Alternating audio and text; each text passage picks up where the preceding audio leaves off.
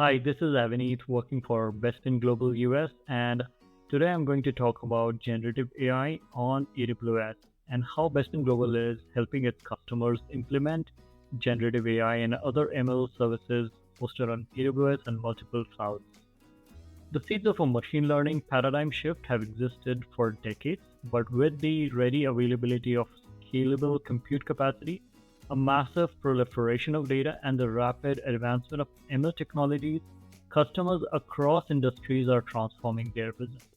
Just recently, generative AI applications like ChatGPT have captured widespread attention and imagination. We are truly at an exciting inflection point in the widespread adoption of ML, and we believe most customers' experiences and applications will be reinvented with generative AI. AWS provides comprehensive suite of generative AI tools like SageMaker, Jumpstart, Code Whisperer, Amazon Lex, Amazon Poly, and Rekognition, to name a few. These tools enable businesses to harness the power of generative AI for a wide range of applications, from content generation to customer service automation. Additionally, AWS's SageMaker platform offers a fully managed environment for developing, training, and deploying machine learning models. It provides pre-trained models, data preparation tools like Data Wrangler, and various deployment options, making it easier for businesses to get started with generative AI. Amazon Bedrock, that's the latest offering for generative AI from AWS, is a new service that makes foundation models available from leading AI startups and Amazon through an API. Bedrock is the easiest way for customers to build and scale generative AI-based applications using FMs, democratizing access for all builders.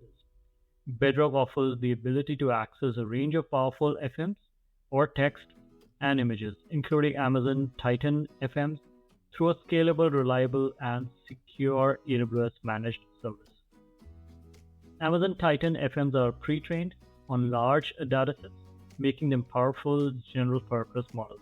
Use them as is or privately to customize them with your own data for a particular task without annotating large volumes of data.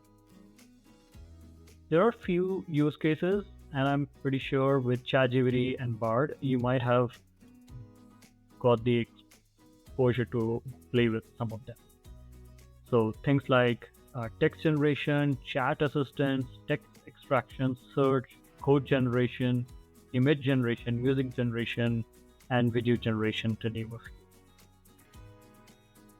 The use case that you're seeing here is a pretty good example of a large language model which is translating text inputs, words, phrases, or possibly large units of text into numerical representations known as embeddings that contains the semantic meaning of text.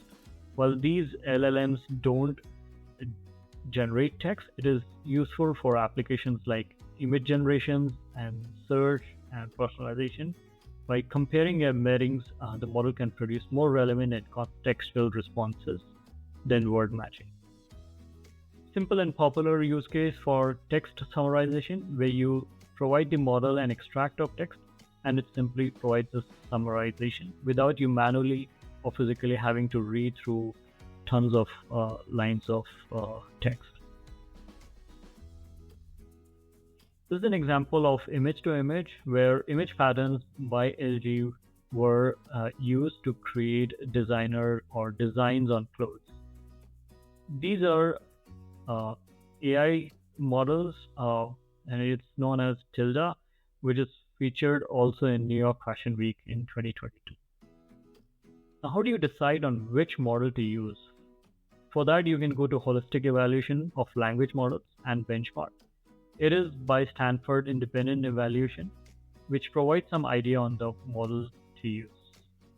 We'll now take a deep dive on a model, which is a Jumpstart model from SageMaker. So as you can see, I have navigated to the Jumpstart models here, and you can see Stable Diffusion 2.1 base, which is basically a text to image generation model. So I can click on View Model, and it will take me to the details of the model. So you can see I can use deployment configuration. I can configure the deployment which I want. I can set up the IAM policy. I can use my own data to train the model. I do a train, and once the training is done, I can go and deploy the model. So I'm not doing any of those right now. What I'm doing is I'm just deploying the model with the example data set that Stable Diffusion 2.1 has used. And once the deployment is done, this will take about 5 to 10 minutes. And once the deployment is done, what you can do is go and click on Open Notebook. And once you do open a notebook, you can see the Python code here. You can run them and provide some of the text prompts. So as an example, this is a very basic input for most amazing art. You can see that it has generated a random image based on the text prompt that I have provided. There are multiple advanced features to parameterize your prompt and generate even more significantly better image.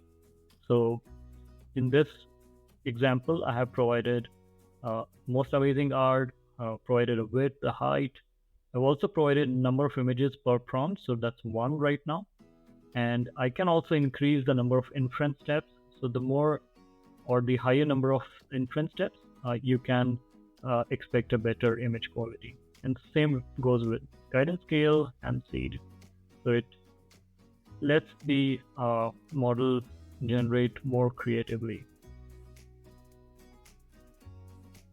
And I can also compress the image, provide the code to find a different image for us. So what you can see here is another example of most amazing art, and I can simply download that image for my purpose. So take a look and play around with this.